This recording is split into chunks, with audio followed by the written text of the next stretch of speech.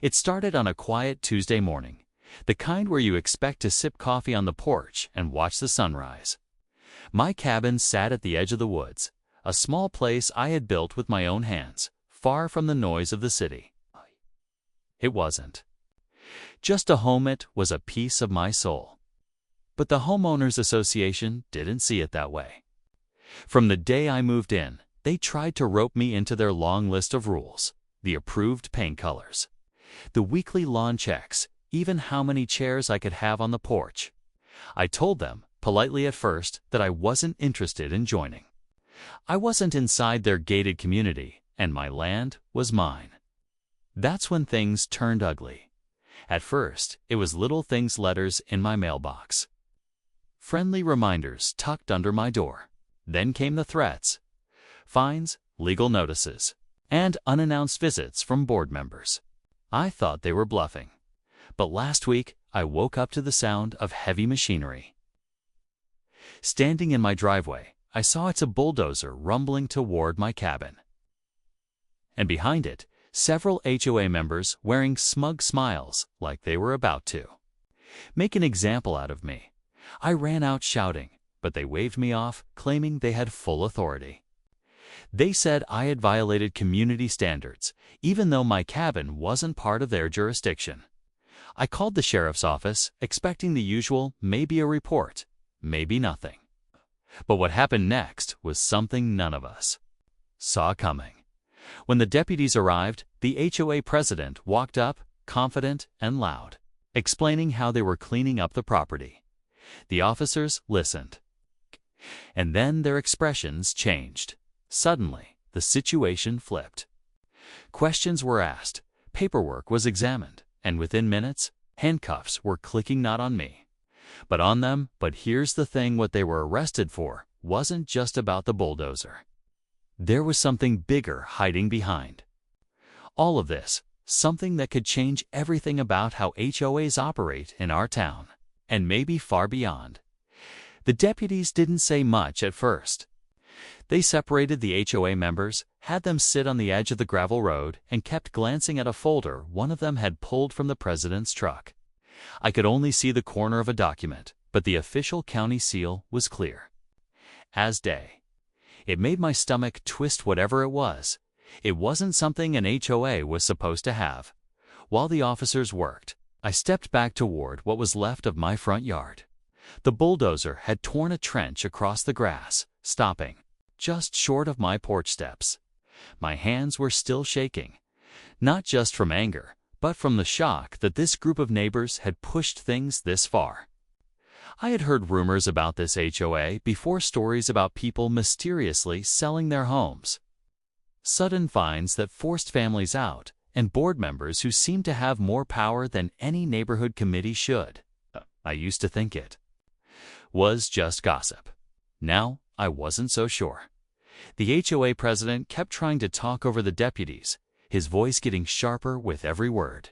One of the officers finally told him to save it for downtown, and I knew then this was more than a property dispute.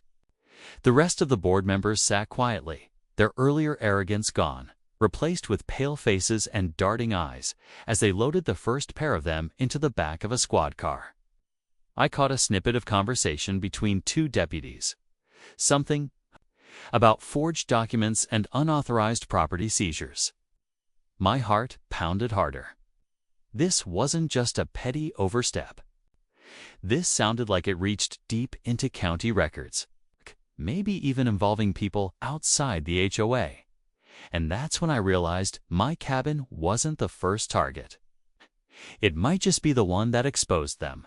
The sound of the squad car doors slamming shut echoed through the trees, but my mind was still spinning. Just a week earlier, I had been living a quiet life here, fixing my deck, chopping firewood, and enjoying the stillness of the forest. I had no idea I was sitting in the middle of a storm that had been building for years. The deputies told me to stay back while they secured the scene, but I couldn't stop watching them sift through boxes pulled from the HOA president's truck. Papers, maps, and manila folders were spread out across the hood of a patrol car. I noticed one map in particular, marked with bright red circles. my property was one of them. So were several other cabins along the ridge, owned by people I knew, folks who had lived here for decades without any HOA involvement. It sent a chill down my spine. Why were they marking properties they didn't control? When I first moved here, I had heard whispers from old-timers about how the HOA had been expanding its boundaries, trying to swallow up land that wasn't theirs. Most people brushed it off as a scare tactic, but now I was seeing the proof. One deputy asked me when the first HOA contact happened. I told him about the polite letter, then the warnings, then the uninvited visits. He nodded like it wasn't the first time he'd heard it. That was when he mentioned, almost under his breath, that my case might be tied to an ongoing investigation. I wanted to press him for answers. But before I could, another officer walked up, holding a thick binder he'd pulled from the bulldozers. Cab. The deputy's face tightened as he opened it, flipping through page after page of what looked like property deeds. Only some of the names had been crossed out and replaced. And that's when I knew whatever they were caught doing wasn't just about me. It was about taking land, one property at a time, until no one could stop them. The late afternoon sun was dipping low, casting long shadows across the torn-up yard.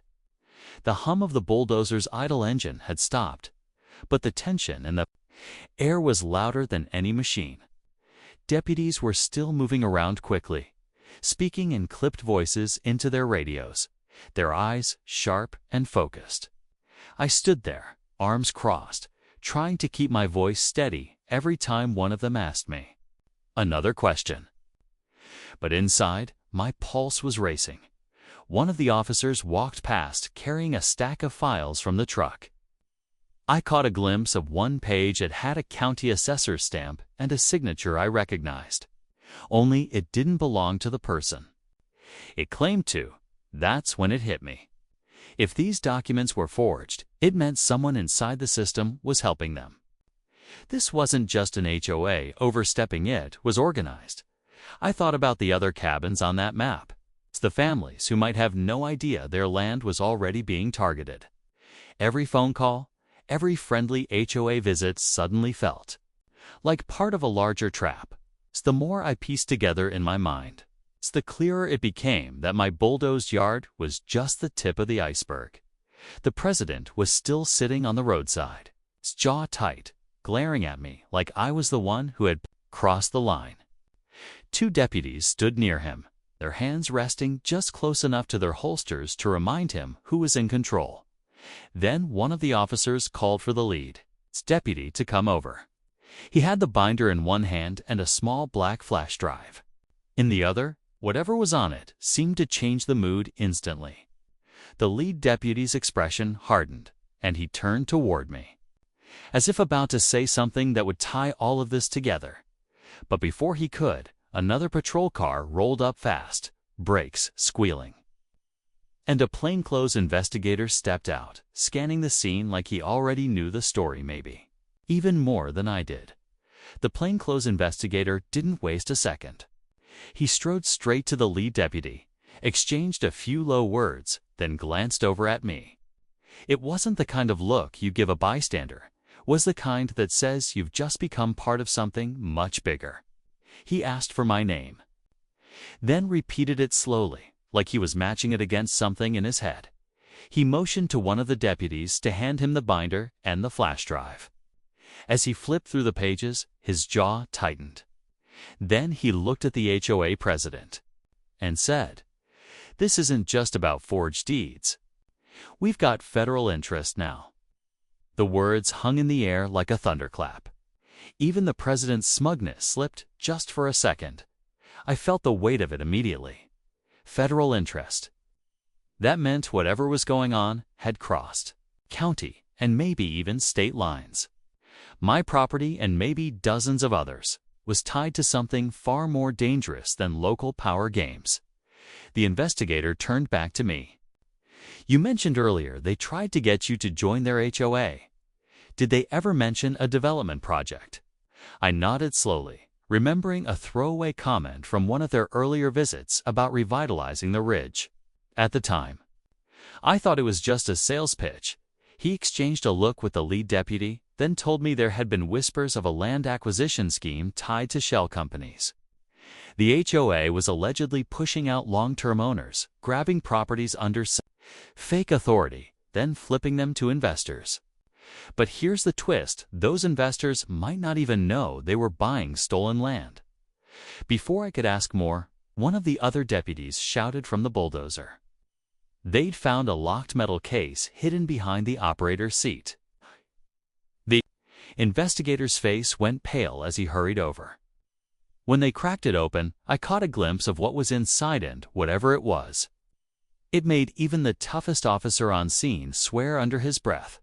Inside the metal case were stacks of envelopes, each one stuffed with cashier's checks, property deeds, and handwritten notes. Some of the deeds had dates going back years, all with the same forged signatures I had seen earlier. Others were stamped with "paid in full," but the names of the supposed sellers were people I knew. People who were still very much alive and still living in their homes. The investigator pulled out a ledger and began flipping through it. Every page,